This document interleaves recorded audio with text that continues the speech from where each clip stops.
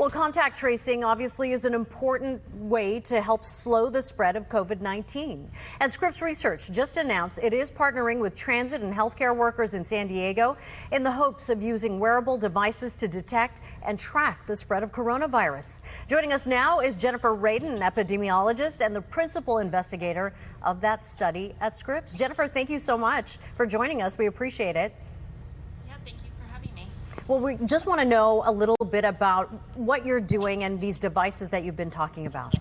Yeah, so wearable devices such as fitness trackers enable us to better characterize each person's individual normal resting heart rate, activity trends, and sleep patterns. And so when you get sick, your resting heart rate typically increases and your activity declines and your sleep might change as well. So being able to identify these changes over time, we can potentially identify individuals who are coming down with a viral illness such as COVID. And so the goal of our study is to see if we can identify these changes both at the individual level and also the population level to identify people who might be developing signs of viral illnesses such as COVID before symptom onset, and also identify geographic hotspots that might have higher activity levels of COVID.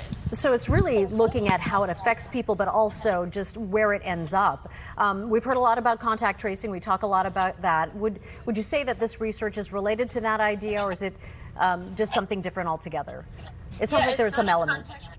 It's not a contact tracing research app.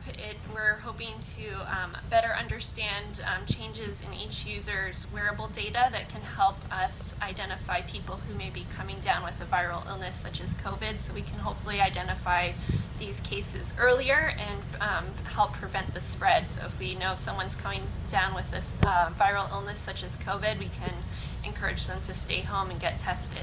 And that's mostly because a lot of times, a lot of the people that we've seen who are infected are asymptomatic, correct? Yeah, that's one of the goals of our study, is to see if we can better understand changes in a user's wearable data, both for pre-symptomatic time period and also for asymptomatic cases. All right. Is there more information that people can do, I guess, or find out in terms of finding out whether they can participate, or have you picked everybody and what have you? Yeah, we would love for anyone to join our study over the age of 18.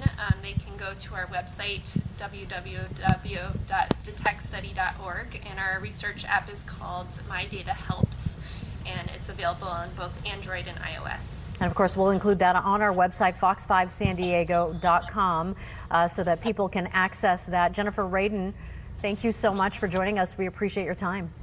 Thank you.